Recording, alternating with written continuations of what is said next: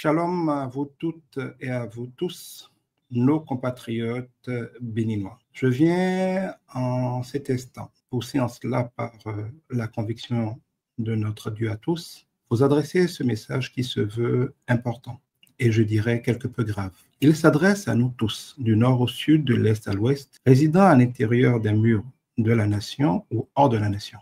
Peu importe nos bords politiques. Dieu nous interpelle.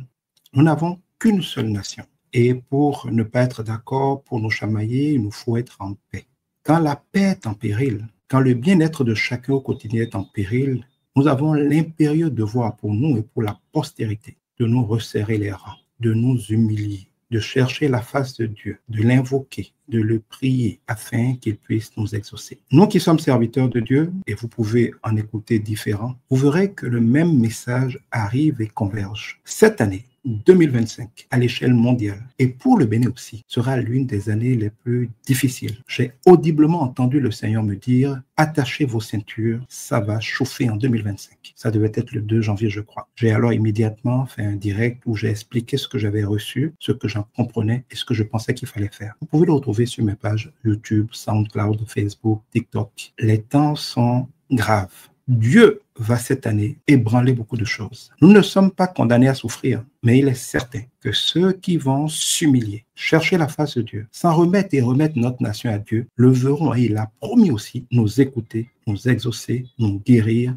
nous délivrer et nous bénir, qu'on soit la plus haute autorité ou le plus ordinaire des citoyens, qu'on soit quelqu'un qui n'a rien de particulier comme intérêt religieux ou quelqu'un qui a plus de responsabilités spirituelles, qu'on soit animiste, catholique, évangélique, protestant, musulman et quoi que ce soit d'autre. Il me semble qu'au Bénin en général, nous croyons tous en un Dieu unique, créateur du ciel et de la terre. Nous avons des points de divergence légitimes, mais nous devons nous accrocher à ce plus petit dénominateur commun et savoir qu'en ces temps difficiles pour l'humanité et pour notre pays, et là je m'adresse de la part du Seigneur à notre pays en particulier, il y a bel et bien des périls graves qui nous guettent. Ne nous moquons pas de ce qui se passe ailleurs, ne présumons pas que tout est sous contrôle. Il faut bien peu de choses pour que ce qui semble très stable soit écroulé. Regardez ce qui se passe dans la deuxième ville américaine, Los Angeles. Regardez en ces 15 premiers jours de l'année 2025 à l'échelle mondiale et aussi au Bénin, tout ce qui s'est enchaîné comme malheur. Ce n'est que le début du commencement si nous ne faisons pas attention. Et, parce qu'il vaut mieux être concret, le Seigneur a dit clairement sur cette année, 2 Chroniques 7,14. Je suis sûr que je ne suis pas le seul à avoir reçu. Si mon peuple sur qui est invoqué mon nom s'humilie, le mot humilité est important, prie et cherche ma face, s'humilie, prie et cherche ma face. Et s'il se détourne de ses mauvaises voies, ça fait 4 choses. S'humilier, ne pas présumer que nous pouvons, ne pas présumer que nous avons la capacité de, ne pas présumer qu'on n'a pas besoin de Dieu. Il suffit d'être bon, d'être technicien, d'être politique, d'avoir de l'argent. Personne n'a le souffle de vie sans la grâce de Dieu. Et ce qui paraît insurmontable aux hommes est facile à régler pour Dieu. Il nous invite à nous humilier tous autant que nous sommes, c'est-à-dire à nous rappeler que sans lui, nous ne pouvons rien faire et donc à demander son aide. Demandez-le sous la forme que vous voulez, mais demandez-le, je vous prie, sans intermédiaire humain. Dieu qui nous a créés peut nous sauver, sans que nous ayons besoin d'intercaler ou d'interposer entre lui et nous d'autres créatures. Il est Dieu, il est esprit, il est omniprésent. Nous pouvons chacun, avec la foi d'un enfant, nous adresser à lui, lui dire, Seigneur, nous avons besoin de toi. C'est ça, s'humilier, ne pas présumer que nous pouvons le faire sans lui. Prier, nous savons le faire. Ce n'est pas forcément de longues prières interminables, des jeûnes compliqués. C'est ce cœur qui dit, Seigneur, nous ne sommes pas dignes de quoi que ce soit, mais toi qui es bon, fais-nous grâce. Nous avons besoin de toi, prends le contrôle. Nous devons le dire cette année pour notre pays, le dire pour nos communautés, le dire pour chacun de nous. Le dire en général, le dire face à chaque défi. Nous devons dire, Seigneur, fais grâce. Et dit, vous ne recevez pas parce que vous ne demandez pas. Demandez simplement. Dieu ne nous exauce pas selon la longueur de nos prières. Il ne nous exauce pas parce qu'on a beaucoup souffert. Il nous exauce parce qu'il est bon. C'est le bon Dieu. Allons tel vers un Père à notre bon Dieu. Que nous le cherchions. Quand nous sommes intéressés par une discipline professionnelle, nous passons beaucoup de temps à apprendre à y exceller. Si nous voulons pouvoir compter sur Dieu, consacrons un peu plus de temps. 1 heure de culte par semaine, c'est bien, mais c'est pas suffisant pour le comprendre, pour le connaître